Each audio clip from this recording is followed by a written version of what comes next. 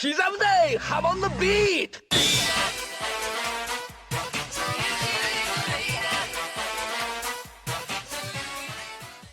Welcome back to another JoJo chapter review.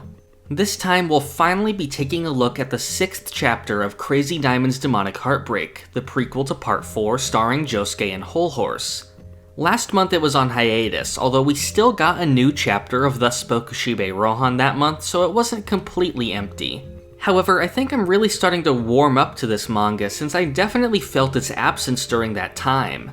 Before the chapter though, let's look at what's happened since the last one. I talked before about how the first volume of the manga was announced, and now it is finally released. It features Josuke and Hol Horse as well as Ryoko, Boingo, Pet Sounds, and Dio in the background. Like any colored illustration by Karasuma, I really love this cover. This month the manga was also featured on the cover of Ultra Jump, which I used in the thumbnail of this video. The first volume and this month's Ultra Jump also came with a store-exclusive postcard, which each feature a unique illustration of Josuke and Hol Horse riding a scooter.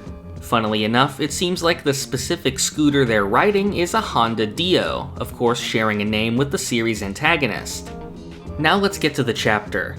This one starts by finally showing us where Boingo has been. He was taken to a hotel by the police officer, and now he's sitting there wrapped up in a blanket eating animal crackers. These are actually the same brand of animal crackers that the shopkeeper was eating during the sheer heart attack arc of Part 4. This chapter actually gives us a glimpse into Boingo's past, when he remembers his abusive father that Oingo would protect him from. Back in the first chapter, Boingo left Thoth behind as part of its prediction in order for Ryoko to pick it up. Being without the book is leaving him uneasy. According to Boingo, once when his dad sold the book for drinking money, it later reappeared next to him.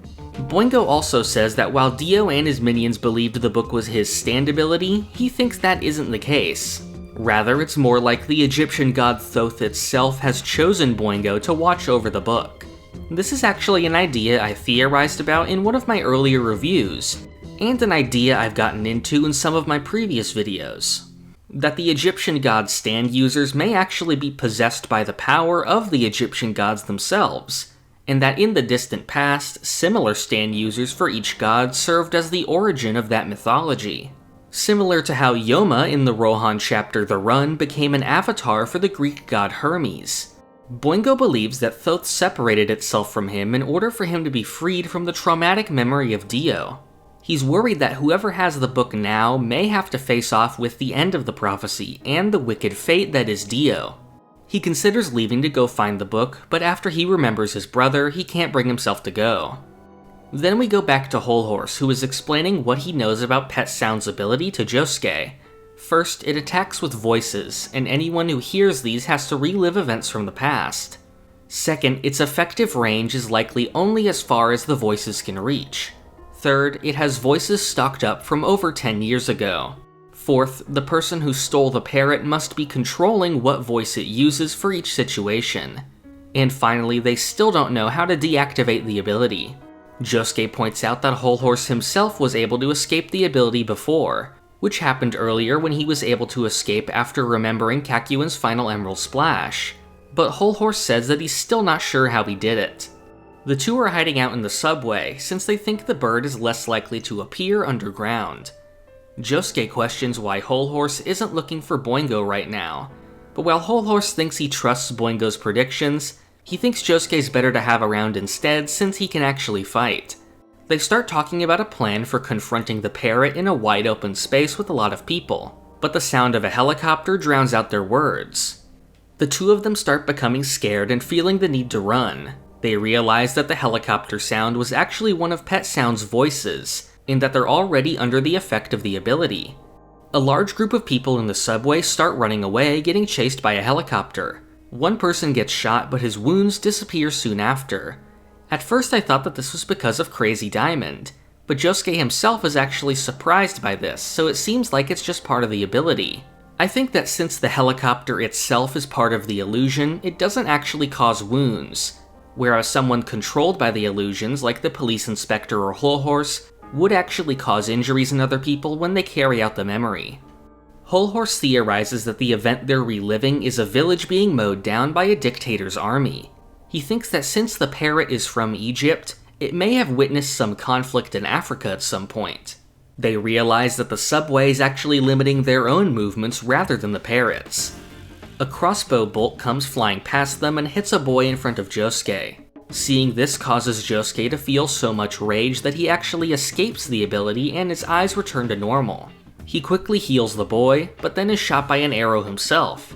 We get a brief look at the attacker, who's presumably the person who stole the parrot. Josuke starts running towards him and the chapter ends. This was definitely a very good and eventful chapter. I very much enjoyed the look into Boingo's backstory. Like I've said before, I think the focus on the former minions of Dio has been my favorite part of this manga so far, like Hol Horse and Mariah's roles in the first chapter. We're also finally moving on to a direct confrontation with an enemy, which is definitely exciting. Since we just got a glimpse of a new character here, I'm looking forward to seeing the full design next month. I presume it must be the same person who stole the parrot, since he seems to have the same long hair. He also isn't part of the memory attacking them, since Josuke points out that the arrow isn't an illusion, so unlike the helicopter, it inflicts a real wound. It's also confirmed now that experiencing strong emotions is what frees you from the ability. Hol Horse felt this when he saw a reflection of a green stoplight that reminded him of Kakuin's final emerald splash, which he and Boingo witnessed from the streets of Cairo. For Josuke, the rage he felt at seeing the boy hurt freed him. This is further confirmed in the blurb from the end of the chapter, which says that an infuriated Josuke overcame the stand's power. As always, I'm definitely excited for next month's chapter. I'm glad it's continuing smoothly after its short hiatus. I'm also surprised that it got a spot on the cover of Ultra Jump, like it did when it began back in December. Hopefully this is some indication of the manga's success in Japan. Since it also seems to be getting promoted so much, this makes me think we won't get 2 JoJo series running simultaneously in Ultra Jump so that attention isn't divided between them. So I think we most likely won't be seeing JoJo lands at least until Demonic Heartbreak is close to ending. Next month I'll definitely be back for another review, so keep up with the channel until then. If you want to be updated on new videos and chapters, join the Hammond Beat Discord using the link in the description. To receive rewards like Discord perks and some uncut videos, you can support the channel on Patreon. And finally, for future videos, subscribe to the channel. Thank you for watching. This is the part of the video where I thank my $5 and up patrons.